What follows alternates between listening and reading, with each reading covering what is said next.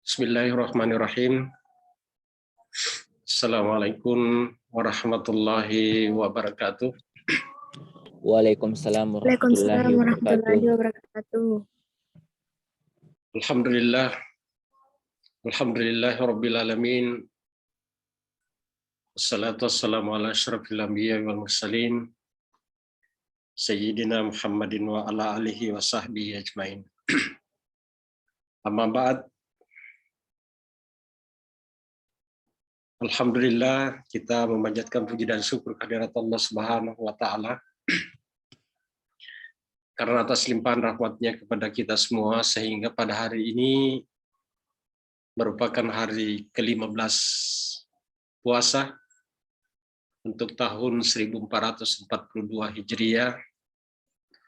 Ini artinya bahwa kita sudah berada di pertengahan bulan suci Ramadan tahun ini.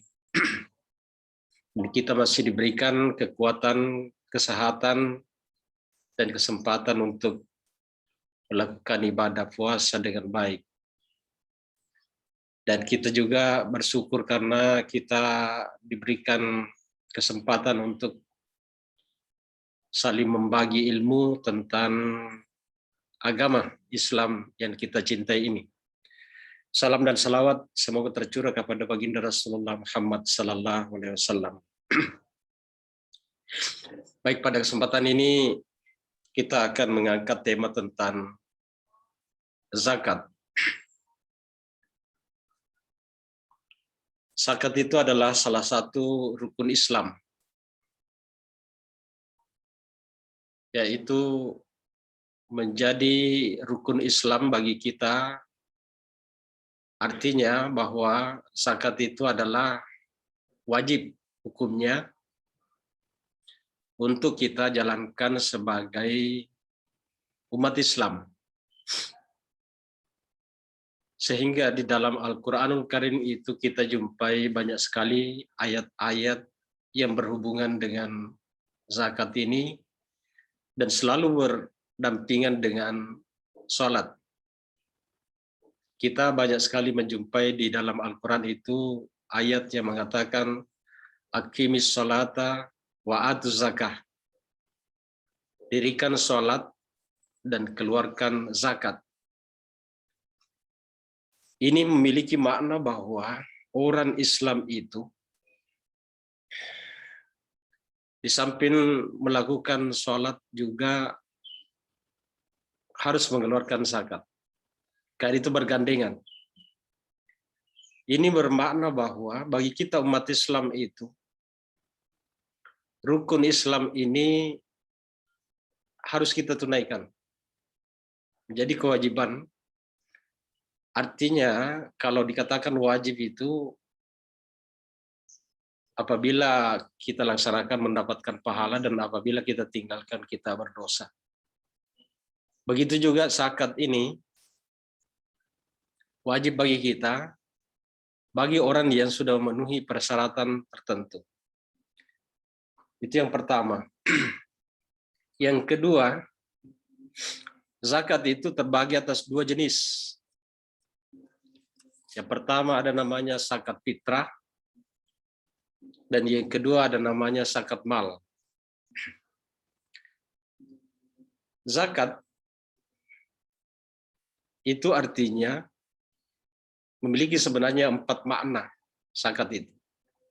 Zakat bisa memiliki arti tumbuh, yang kedua bisa berarti suci, yang ketiga bisa juga berarti berkah,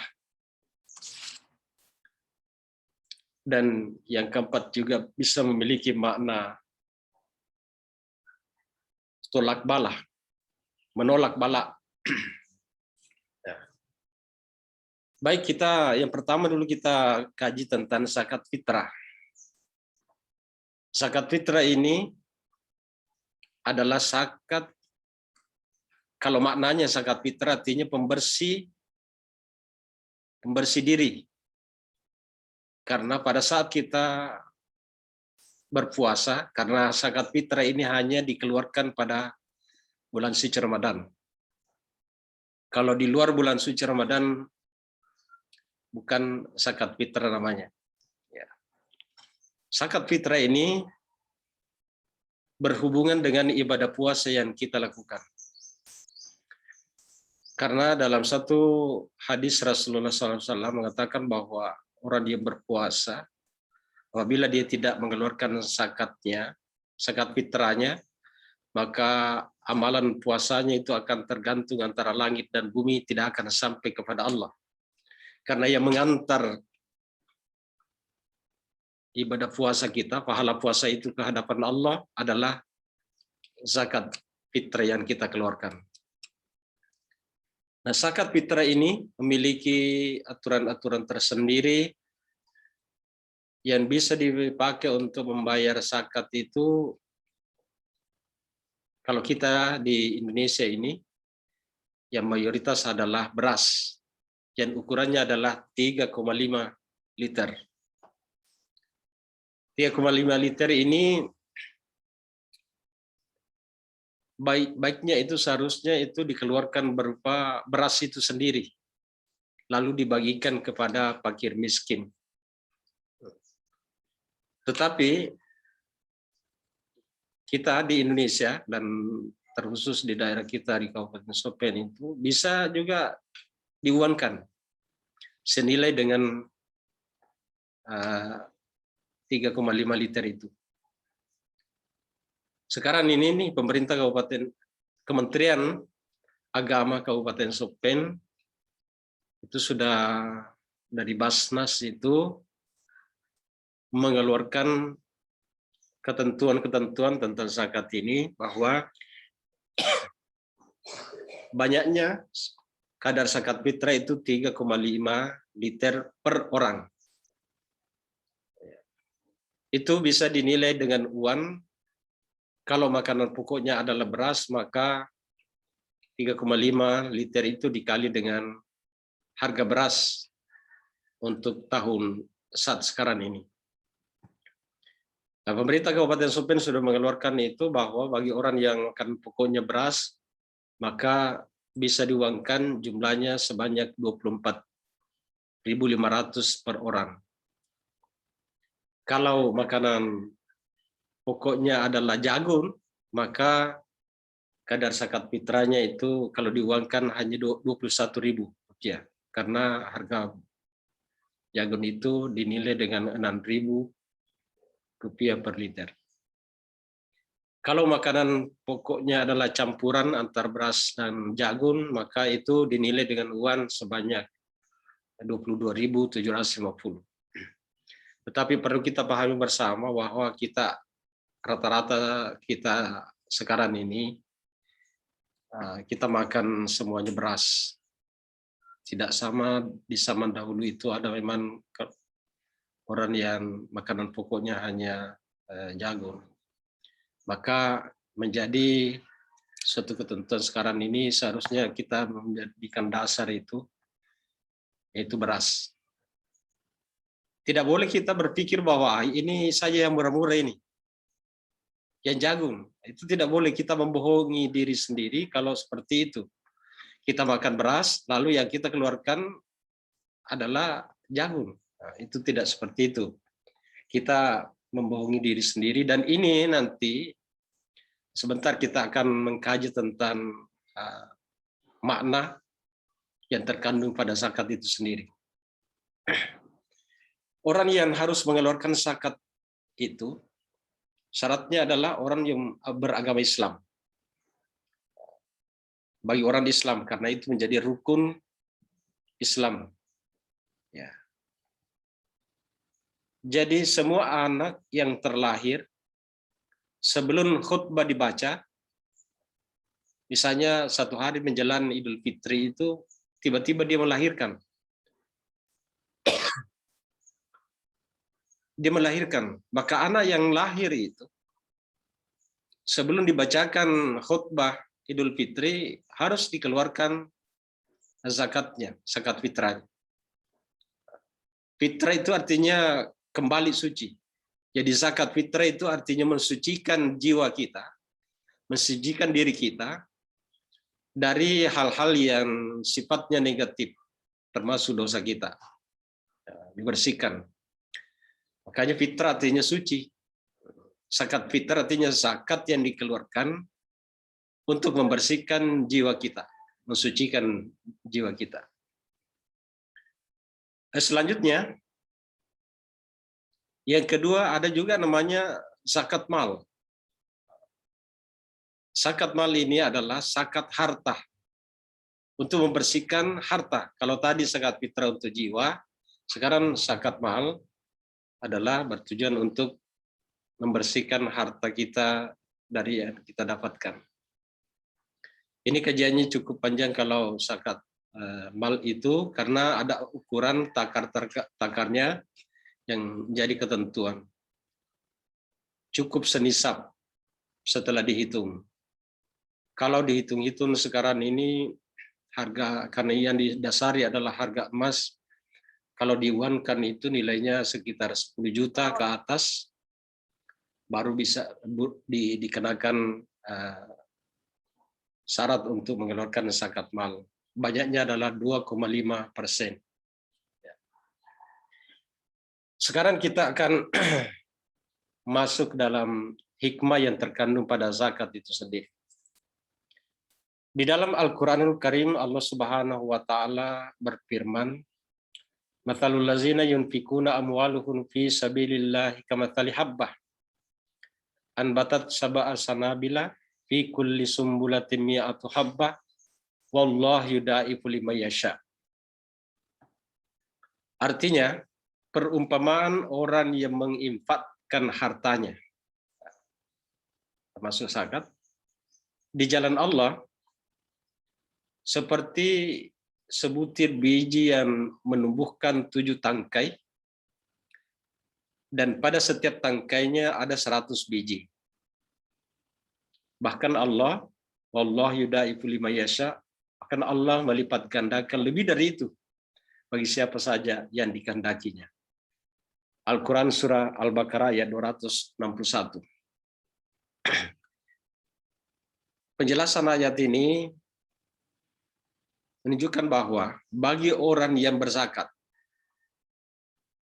berinfak, bersedekah, mengeluarkan hartanya di jalan Allah Subhanahu wa Ta'ala, diberikan perumpamaan sama halnya kalau satu butir, taruhlah kita mengambil contoh padi, satu butir yang ditanam dan itu nanti beranak menjadi 7, dan setiap yang 7 tadi ini tumbuh berkembang, menghasilkan bulir-bulir padi, setiap biji-biji tadi yang menjadi 7 tangkai, menjadi 7 anak, dan setiap tangkainya itu menghasilkan 100 biji-biji. Saya bisa mengambil satu perumpamaan, yaitu padi. Padi yang kita tabur di sawah, satu biji itu bisa beranak menjadi 7. Dan setiap anaknya yang 7 ini, kalau tumbuh dengan baik, hasilnya nanti ternyata satu bulir padi itu, pernah saya hitung-hitung, sampai 300 biji yang dihasilkan. Ini sebagai perumpamaan bahwa maha kuasanya Allah Subhanahu wa Ta'ala itu, satu biji itu bisa menghasilkan 300 biji-biji. Itu kalau padi. Ini perumpamaan yang diberikan oleh Allah, sama dengan kalau kita mengeluarkan satu biji, kemudian tumbuh menjadi 7 tangkai, setiap tangkainya menghasilkan 100 biji-biji. Jadi menjadi 700. Artinya apabila kita mengeluarkan infak dan sedekah itu satu saja, Rp1.000, Rp1.000 sebagai contoh, maka itu akan menghasilkan dikali 7, kemudian dikali 100, 700 lipat ganda dari apa yang kita keluarkan itu. Bahkan bisa lebih dari itu, yaitu Allah yudaifu liman yasha. Hanya Allah yang mengetahui banyaknya pahala, lipat gandanya pahala itu yang diberikan kepada orang-orang yang mengeluarkan infak dan sedekahnya. Oleh karena itu, saya tadi selalu mengambil contoh itu padi. Bisanya itu 1 biji menghasilkan 300, itu pun belum yang beranak, karena saya lihat padi itu kalau ditanam 1 beranak, di kiri kanan itu ada anaknya. Bisa sampai 300 lebih biji-bijinya itu. Pernah saya coba hitung itu. Nah, ini sebagai perumpamaan yang diberikan kepada kita bahwa padi itu sebenarnya yang memberikan isi dari padi itu, yang menumbuhkan padi dan bisa menghasilkan biji-biji yang sekian banyaknya itu, tentunya kita harus berpikir bahwa itu adalah pemberian dari Allah Subhanahu wa Ta'ala. Allah yang memberikan, menumbuhkan padi itu, menurunkan air hujan sehingga bisa tumbuh, kemudian yang mengisi padi itu adalah Allah. Karena tidak ada seorang petani yang mengatakan, oh, saya pernah datang ke sawah saya mengisi satu-satu itu padi saya sehingga bisa panen besar. Tidak. Kita hanya menanam, tetapi setelah ditanam, perkembangan selanjutnya diserahkan kepada Allah. Mau berisi dan tidaknya itu dari Allah Subhanahu wa Ta'ala. Itu rezeki dari Allah yang diberikan kepada kita yang harus kita pikirkan. Sama halnya dengan zakat yang kita, zakat, infak dan sedekah yang kita berikan itu akan diberikan berlipat-lipat ganda dari pahalanya itu. Selanjutnya, apa hikmah yang terkandung pada zakat, infak dan sedekah ini? Karena ini selalu saya hubungkan antara ini, karena zakat itu adalah wajib, kalau infak dan sedekah itu ibadah sunnah, tetapi juga adalah mengeluarkan sebagian harta yang kita miliki di jalan Allah Subhanahu wa Ta'ala. Hikmah yang terkandung pada zakat ini, seperti yang saya jelaskan tadi, yang pertama adalah pembersih diri kita. Kalau zakat fitrah. Kalau zakat mal adalah pembersih dari harta yang kita miliki. Artinya apa? Di dalam diri kita ini tentunya biasa kita memakan sesuatu yang tidak jelas halal dan haramnya. Bahkan ada orang yang mencuri makanan baru dia makan, itu kan masuk dalam tubuh kita menjadi daging. Itu sebenarnya harus dibersihkan diri kita. Termasuk di bulan suci Ramadan ini, pada saat kita berpuasa, kita terkadang berbuat dosa dan kesalahan yang tidak disadari, dan mungkin juga disadari bahwa ini dosa, tapi tetap dilakukan orang. Makanya harus dibersihkan diri kita. Jadi hikmah yang terkandung pada zakat itu yang pertama adalah membersihkan diri kita, ya. Jiwa kita dan harta. Harta yang kita kumpulkan itu kemungkinan ada yang bersumber dari hal-hal yang tidak suci, tidak bersih, makanya harus dikeluarkan sebagian dari itu. Dan kalau kita tidak keluarkan berarti kotor. Kita punya harta, kalau tidak dikeluarkan zakat fitrah kita, kita termasuk orang yang kotor. Makanya untuk membersihkan diri kita itu, dikeluarkanlah zakat fitrah dan zakat mal ini untuk harta-harta kita yang kita miliki. Supaya harta yang kita miliki adalah betul-betul harta yang halal, maka salah satu cara untuk membersihkan itu dengan cara kita mengeluarkan sebagian di jalan Allah Subhanahu wa Ta'ala, mengeluarkan zakatnya. Yang kedua, makna yang terkandung pada zakat itu memiliki makna tumbuh. Dalam bahasa Bugis itu awak keren, bertumbuh. Artinya apa? Bagi orang yang mengeluarkan zakatnya, infak dan sedekahnya itu, justru orang yang suka memberi, suka menyumbang, suka memberi, berzakat dan berinfak itu kelihatan harta bendanya semakin bertumbuh, semakin berkembang. Tidak ada orang yang suka menyumbang di jalan Allah Subhanahu wa taala, suka berinfak lalu tiba-tiba bangkrut, tidak. Jadi hikmah yang kedua di sini adalah menumbuhkan harta yang kita miliki. Semakin dermawan orang itu, kelihatannya semakin lancar juga rezekinya masuk. Saya bisa mengambil satu perumpamaan, itu coklat. Coklat itu kalau tidak pernah dipangkas, maka akan kelihatan rimbun dan tidak ada buahnya, tidak akan berbuah. Dan kelihatan tidak bersih, tetapi apabila selalu dipangkas, kalau dipangkas itu coklat, justru banyak tunas muda yang tumbuh dengan segar di sampingnya. Banyak tunas-tunas yang tumbuh lagi di situ. Karena itulah perumpamaan kalau kita memangkas kita punya harta ini, kita sumbangkan di jalan Allah Subhanahu wa taala, akan tumbuh lebih banyak lagi penggantinya. Allah yang akan menggantikan harta yang kita sumbangkan itu justru lebih banyak dari apa yang kita sumbangkan. Saya biasa mempelajari orang-orang yang dermawan itu, melihat dari tahun ke tahun itu yang suka mengeluarkan hartanya di jalan Allah Subhanahu wa taala kelihatan semakin berkembang, semakin banyak. Tidak ada orang yang karena berimpak, bersedekah, menyumbang, akhirnya dia menjadi orang bangkrut. Sama halnya kalau kita pergi memancing.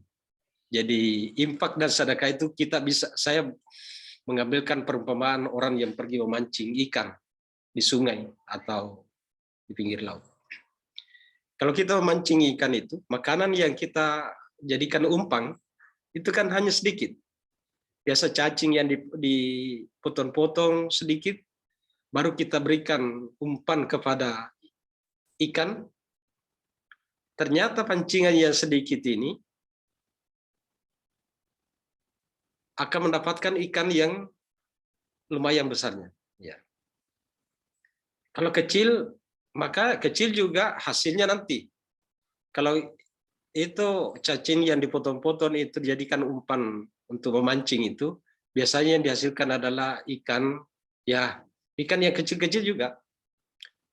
Kira-kira paling besarlah tiga jari itu. Ya. Ikan yang dapat. Tetapi apabila kita jadikan pancingan, yang dijadikan pancingan itu daging yang besar seperti ini,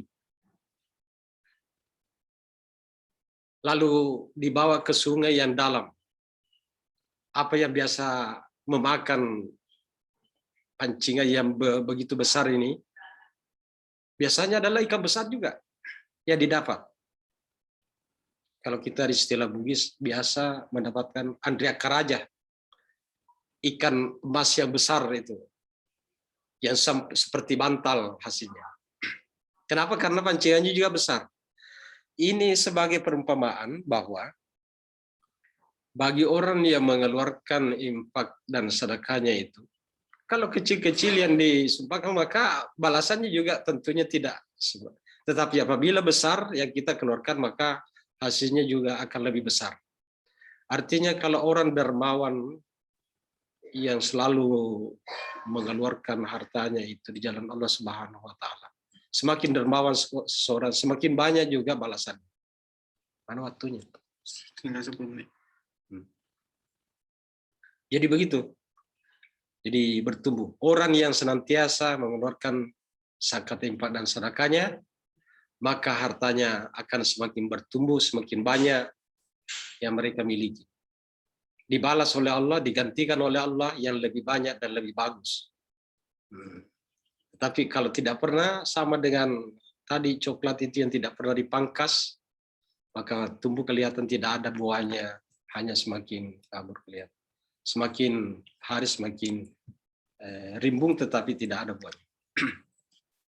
Yang ketiga, hikmah yang terkandung pada zakat itu sendiri adalah menolak bala.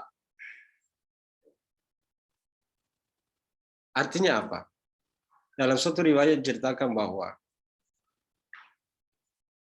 ada sekitar 70 bala yang akan datang kepada seseorang itu, tetapi karena dia mengeluarkan zakat, infak, dan sedekahnya akan menjadi penolak bala. Artinya hikmahnya dari mengeluarkan zakat itu, infak dan sedekah, ternyata musibah, bencana yang akan menerpa seseorang itu bisa dihindarkan oleh Allah karena dia mengeluarkan zakat itu, infak. Jadi luar biasa menolak bala. Jadi ada orang itu, ada salah seorang ulama besar yang terkenal itu dari Sengkang. Setiap kali dia mau berangkat jauh, pasti dia menyumbang dulu di sekitar lingkungannya itu. Tentunya dia pahami ayat ini bahwa dengan memberikan sedekah sumbangan itu, infak kepada orang lain, akan menjadi penolak bala dari bencana yang akan mengancam dari perjalanannya. Nah, sehingga dia membiasakan diri kalau mau pergi jauh, dia dulu membagi-bagi. Sama halnya kalau orang mau naik ke tanah suci, maka dia biasanya lebih dermawan itu supaya berkeyakinan bahwa kalau kita dermawan, kita memanggil orang untuk makan-makan bersama seraya didoakan, mungkin ada bala dan bencana yang akan turun, tetapi karena kita keluarkan zakat dan infak sedekah ini, maka tidak jadi turun kepada kita karena berkahnya itu. 7 menit. 7 menit. Ya.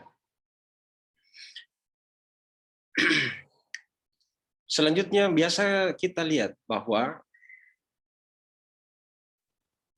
orang dermawan itu yang selalu berzakat, hartanya itu akan dijaga oleh Allah. Tetapi orang yang kikir itu biasanya hartanya akan hilang juga, tidak diridhoi oleh Allah Subhanahu wa taala. Apakah itu dicuri atau dirampok atau dia orang-orang kikir. Banyak hartanya tapi kikir, akhirnya ada saja jalan-jalan lain yang bisa menyebabkan hartanya itu berkurang, walaupun itu sudah tidak disukai dan bukan hal yang diinginkan. Misalnya kebakaran, hartanya terbakar semua. Kalau tidak dikeluarkan zakat itu biasanya ada pencurian datang, ada perampok yang datang untuk. Tetapi bagi orang-orang yang suka, yang dermawan, yang selalu mengeluarkan itu akan dijaga. Saya mengambil contoh. Itu harta yang kita miliki, betapa kita jaga itu. Jaga. Kita yang jaga sebenarnya harta itu. Contoh, ada emas yang kita miliki. Emas itu disimpan dalam guci. Gucinya itu ada kuncinya. Guci-guci yang ada emas di dalamnya itu dimasukkan dalam laci lemari. Laci lemari itu ada kuncinya. Jadi sudah 2 kunci. Kemudian ini kan ada laci ini ada di dalam lemari. Ditutup lagi lemari itu, dikunci lagi, sudah 3 kuncinya. Lemari ini berada di dalam kamar. Setelah kita keluar dari kamar dikunci lagi, sudah 4 kuncinya. Begitu kita jaga yang namanya harta. Kamar ini berada dalam rumah, setelah kita mau keluar, rumah ini dikunci lagi, sudah 5. Ya. Karena kita yang jaga harta. Kemudian rumah ini berada dalam pagar. Maka pagar ini dikunci lagi. Sudah 6 kuncinya. Begitu kita jaga yang namanya harta itu. Dan ditulis lagi di luar bahwa awas ada anjing galak. Ada anjing yang menjaga di situ di luar. Begitu kita jaga harta. Tetapi bagi orang yang mengeluarkan zakat, infak dan sedekahnya, maka akan dijaga oleh orang-orang yang ada di sekitarnya. Meskipun tidak seperti itu, kita menjaga seperti itu, tapi orang yang ada di sekitar itu menjadi penjaga kita punya harta. Allah yang akan menjagakan kita punya harta itu.